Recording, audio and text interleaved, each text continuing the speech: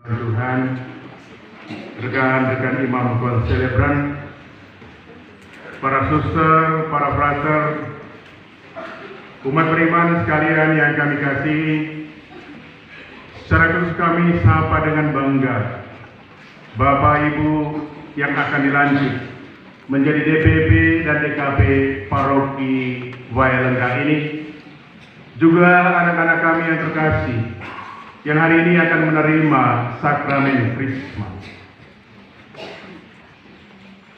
Pada awal renungan ini, saya coba mengutip kembali satu pikiran sederhana yang pernah kami baca. Pikiran itu mengatakan demikian: musik itu adalah bahasa seni yang dapat dimengerti oleh semua bangsa manusia. Musik itu bahasa seni, bisa dimengerti oleh siapa saja. Musik adalah bahasa universal. Lanjutnya, cinta kasih itu adalah bahasa hati yang dapat menyentuh siapapun. Cinta itu adalah juga menyentuh siapapun. Lebih lanjut, pelayanan adalah bahasa yang berkekuatan membawa diri kepada siapapun. Pelayanan, kekuatan membawa diri kemana dan kepada siapapun. Saudara-saudara yang saya kasih dalam Tuhan, Paus Yohanes Paulus ke-23 berkeyakinan bahwa pelayanan adalah bahasa universal. Pelayanan adalah bahasa semua bangsa manusia untuk memahami, serentak mengalami cinta kasih secara amat nyata dalam hidup. Dan ini bisa dapat dimengerti dengan baik. Cinta kasih bisa saja terjadi hanya sebatas rangkaian kata-kata. Namun, saat kita berbicara tentang pelayanan, maka ia berbicara amat kuat tentang satu tindakan, tentang satu perbuatan nyata yang sungguh dialami oleh sesama. Saudara-saudaraku yang saya kasih, kita semua pada saat ini berkumpul sebagai umat Allah di gereja Paroki Santo Aroldus Jansen, Santo Joseph Freidermetz ini. Kita semua secara khusus ingin merenungkan arti sesungguhnya dari satu amanat pelayanan itu. Amanat yang amat menggugah kita melalui tema yang ditawarkan pada perayaan suci pagi hari ini. Karena kepelayananmu adalah tanda kasih Tuhan untuk sesama. Mudah-mudahan Bapak Pastor Paroki tidak mengangkat tema ini hanya sebatas numpang lewat pemikiran di jalan ketika dia di atas motor. Benar-benar menjadi permenungan yang mendalam dari paroki ini. Nah, pertanyaannya, apa yang dapat kita maknai dari tema yang luar biasa ini? Karena itu, saudara-saudara, saya secara khusus ingin mengajak kita sekalian untuk merenungkan beberapa pokok pikiran dalam terang bacaan kita suci yang kita dengarkan pada pagi hari ini. Saya mengutip sepenggal dari bacaan pertama kitab Kejadian bab 18 ayat 23, bunyinya, Tuhan, apakah Engkau akan membinasakan orang benar bersama dengan orang fasik? Pertanyaan Abraham kepada Yahweh. Demikianlah pertanyaan Abraham kepada Yahweh Tuhannya. Abraham sungguh memahami bencana di depan mata yang bakal diterima oleh penduduk kota Sodom dan Gomora. Di dua kota itu terdapat sekian banyak penduduk yang melakukan kejahatan jauh dari Yahweh. Tetapi hati Abraham tetap teringat bahwa di dalam kedua kota itu masih terdapat orang-orang benar yang harus diselamatkan. Karena itu dia bertanya kepada Yahweh, seberapapun jumlah orang benar Tuhan tidak akan menurunkan hukuman maut bagi kedua kota itu.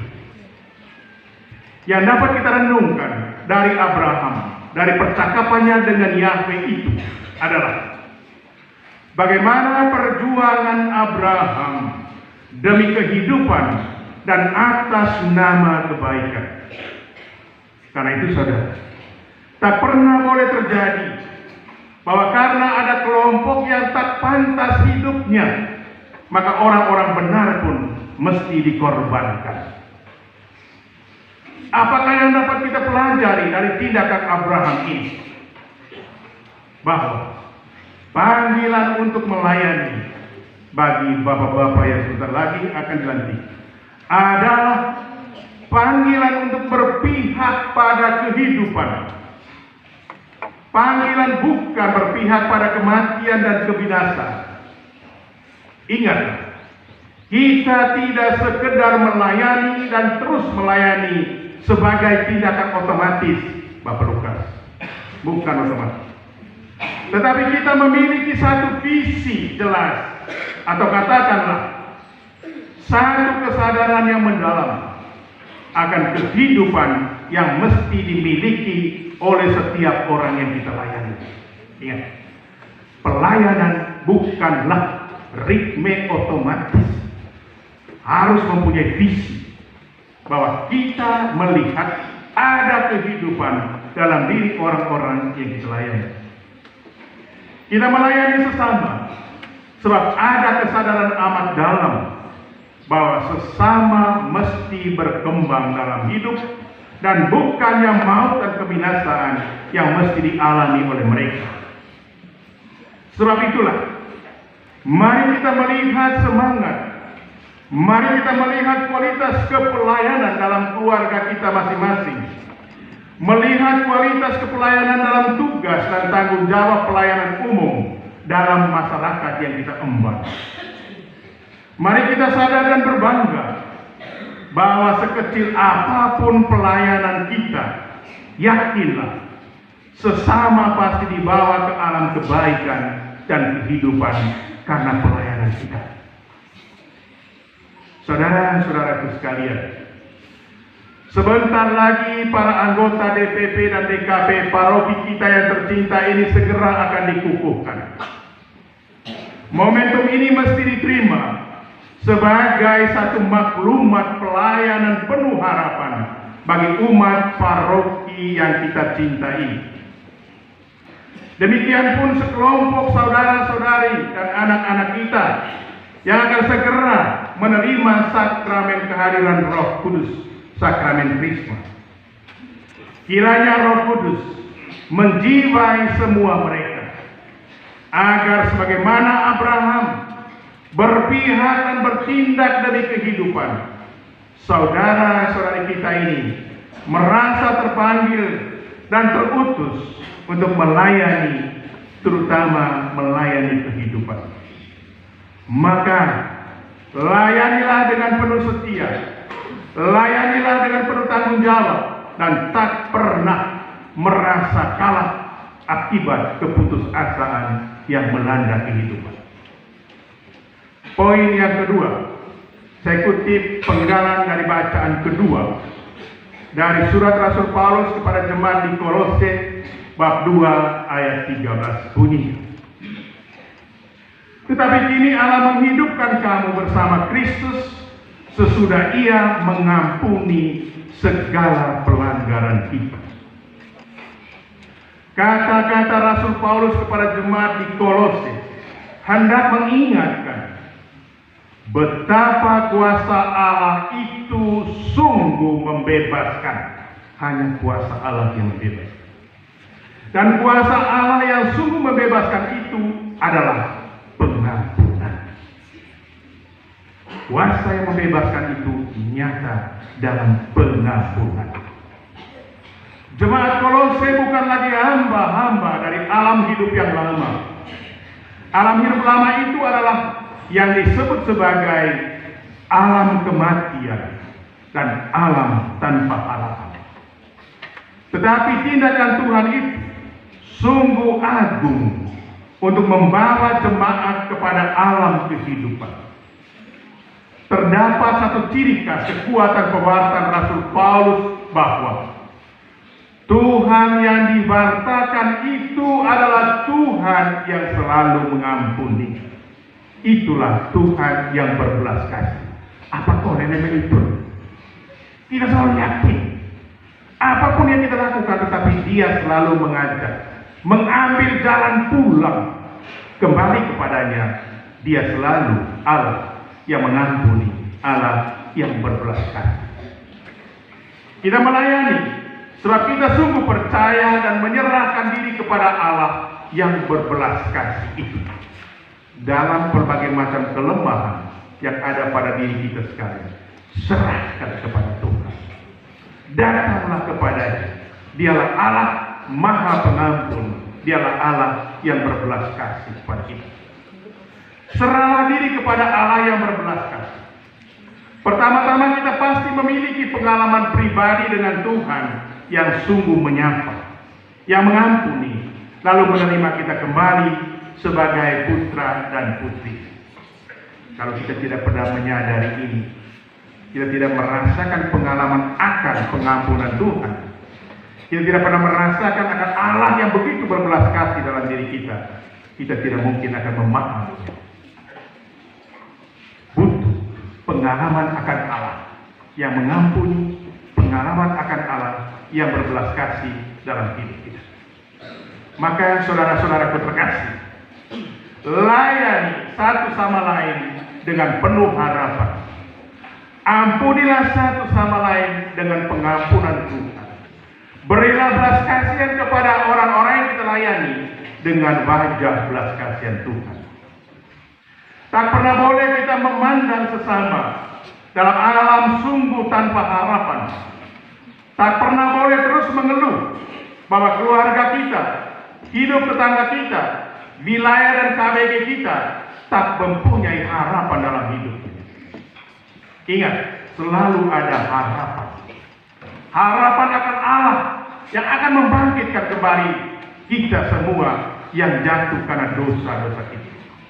Karena itu, bertindaklah, berbuatlah sesuatu agar tampilan kita sungguh menjadi baru, sungguh membawa harapan di atas pundakan Bapak Ibu DPP DKP, membawa harapan ini. Kalau kamu ibarat sebagai dahan pohon, semua KBG wilayah lingkungan bergelantungan di atas lengan dahan hidup kalian. Kalau kalian loyo, di mana mereka menggantungkan harapan? Kamu harus kokoh. Poin yang ketiga, saya ambil dari penggalan bacaan Injil yang kita dengar pada pagi hari ini dari Injil Lukas bab 11 ayat 3. Bunyinya, Tuhan, berilah setiap hari makanan yang secukupnya. Saudara, bersyukurlah kita dapat hidup dan dapat bertahan hidup karena apa yang kita peroleh dari usaha kita, apa yang kita peroleh melalui kerja keras dan segala perjuangan hidup kita, itu yang membuat kita bersyukur. Makanan yang secukupnya harus diperoleh dengan peras keringat. Makanan harus melalui peras keringat. Di sini yang hendak saya katakan adalah perhatikan baik-baik etos kerja kita. Ingatlah, dapat terjadi bahwa makanan dan segala kebutuhan kita menjadi tak cukup sebab kita bukanlah tipe manusia pekerja keras, sebab kita bukanlah manusia yang penuh tanggung jawab dan penuh ketekunan. Ingatlah bahwa Tuhan memberi segala sesuatu agar kita berjuang untuk memperoleh sesuatu demi hidup kita sendiri. Namun saudara-saudaraku sekalian, dari kata-kata Yesus tentang makanan kami secukupnya ini, kita dibawa kepada kesadaran untuk berbagi dan untuk melayani. Itu makna yang kita harus peroleh pada hari ini. Syukurlah bila kita memang berkecukupan dalam segala kebutuhan hidup kita. Akan tetapi, mari buka mata dan terutama buka hati kita. Kita pasti tahu akan keadaan hidup sesama kita yang hidup sungguh di bawah garis kecukupan. Mari berbagi. Mari berbagi. Ketidakadilan dan korupsi yang dipertebal oleh gelora ingat diri pada zaman ini serta ketamakan, itulah sebab dari kemelaratan, kemiskinan, serta penderitaan hidup yang memilukan di tengah kehidupan. Karena itu, saya ingin mengajak umat sekalian secara khusus Bapak Ibu DPP DKP yang segera akan dilantik, masuklah di dalam hati, sikap dan tindakan bela rasa mulai hari ini. Jadilah gereja yang tidak boleh bertendensi sebatas gereja berkelimpahan atau lebih dari cukup. Jangan pernah, karena kita sudah merasa nyaman lalu tidak pernah menoleh ke kiri dan ke kanan. Kita tidak mengejar cita-cita gereja serba tersedia dan penuh dengan segala kemewahan. Tidak. Tetapi di atas segalanya, kita harus berorientasi pada gereja yang saling berbagi, gereja yang saling melayani. Setiap kita harus melatih diri tidak nyaman di hati saat kita larut dalam situasi yang sungguh dramatis dalam lingkup hidup kita, di mana ada sesama yang sungguh derita dan hidup di dalam keadaan tak menentu. Disitulah gereja harus hadir. Disitulah rekan-rekan harus hadir. Sebab itu, saya sungguh berharap bahwa DPP DKP yang segera dilantik ini mesti berpikir bagaimana mengupayakan agar umat Allah gereja paroki yang tercinta ini bisa menjadi umat Allah yang hidup secukupnya sambil tetap berbagi dan bersolider dengan yang tak beruntung nasibnya. Kita mesti melatih diri sebagai warga gereja yang penuh kepedulian, gereja yang sungguh melayani di dalam kasih Tuhan sendiri. Akhirnya ada satu percakapan dari beberapa kelompok paroki. Pada jam yang sama, hari dan bulan serta tahun yang sama, ada dua paroki bertetangga berbatas keuskupan adakan perayaan paroki. Mungkin badan-badan yang di sebelah ini. Asa Palukas.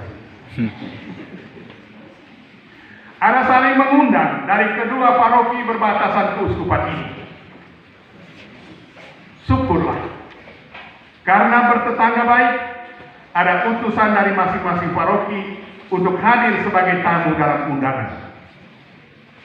Setelah perayaan misa dan resepsi dengan acara-acara menarik selesai, masing-masing kelompok utusan itu kembali ke paroki. Ternyata di jalan pulang ke paroki, kedua grup undangan itu ternyata saling berjumpa dan istirahat di jembatan perbatasan paroki mereka. Ini apa itu Palukas? Tamokel. Undangan dari paroki B bilang, hebat betul ya perayaan di paroki kalian tadi. Sangat meriah.